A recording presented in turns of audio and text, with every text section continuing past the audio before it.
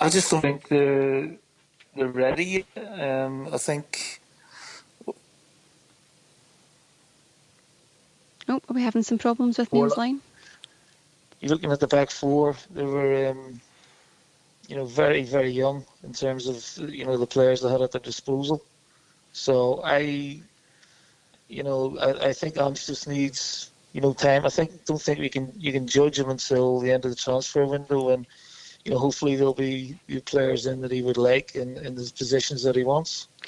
Neil, would you have expected and anticipated that they would have been ready by this point, given the fact that we're towards the end of July and you left the club in February?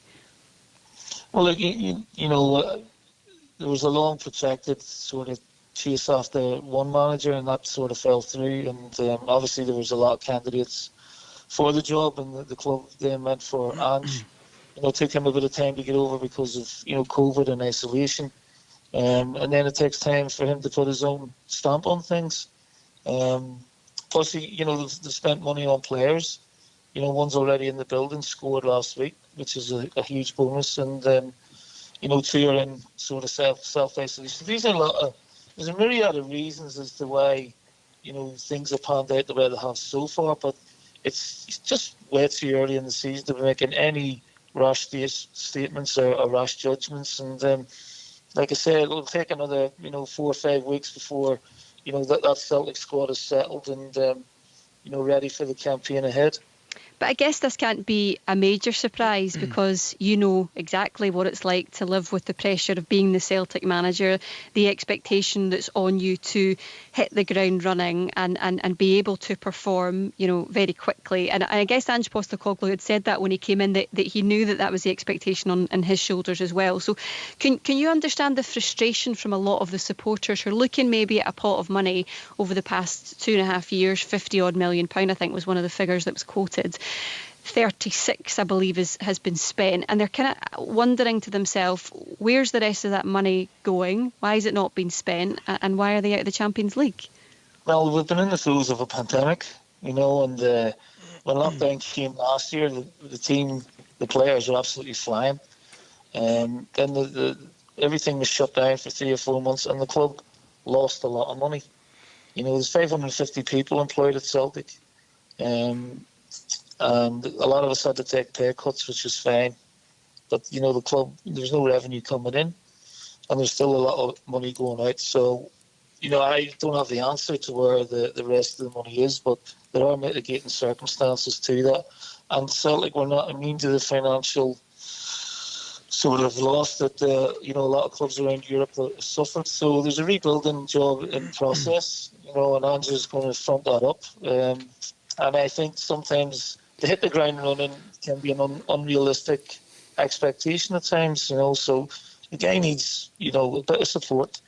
I think he'll come good, and I think it will, over the next 3 or 4 weeks, there'll be business done that will improve the squad, because it definitely needs improving, there's no question of it, we all know that. Neil, Charlie here. Just wondering, do you think that Celtic will then prioritise the league and say this is what we have to go and achieve, we have to go and rescue it back from Rangers, or is that Europa League still going to be a priority for them? I think the league's a priority now, Charlie. I think, when you go into the season, any season, Celtic, you're looking at Champions League being your first target, and then if that is a success, then great. If not, then the club will have budgeted for being in the Champions League and not being in the Champions League. And then the next priority is the league. So, you will look to build a squad now to challenge Rangers. Rangers are, definitely, at the minute comfortable. They need to put a challenge into Rangers, and the mentality shift is there for everyone to see. But now all the pressure will be on Rangers going into the season. But Celtic need to build a squad robust and strong enough to challenge that. So the priority will be the league now, I'd imagine. Hi Lenny, it's Gary here. Just on recruitment, mate, how I know as well as you, if you haven't got good players, it's very difficult. What road do you see the club going down? I know Nick Hammond was there as head of recruitment when you were there.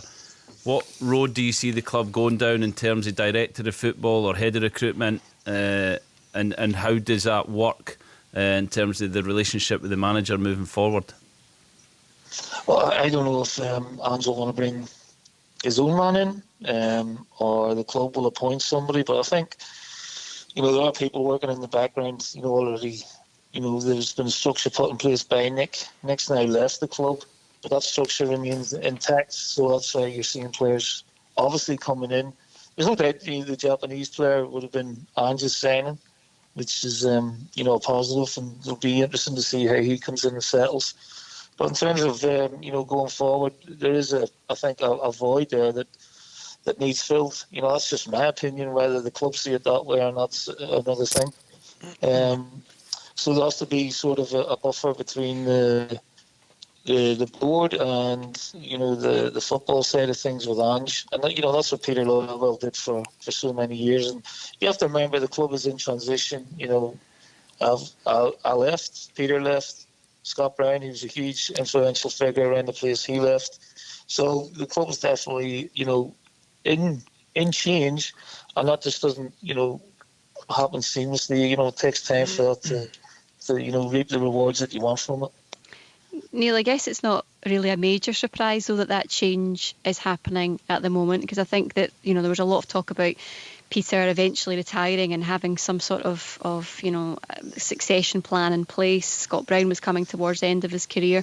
Do you think that the club should have been quicker to put that succession plan in place, as in there should have been more structure around the club, so that they weren't left in a situation, almost like the vacuum of change that we're seeing at the moment?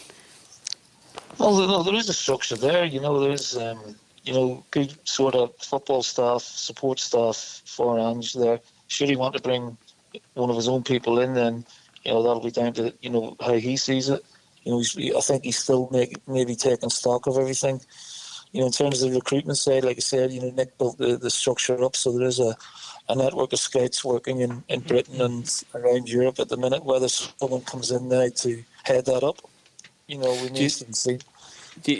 Obviously, Eddie Howe was, the one that Dermot wanted.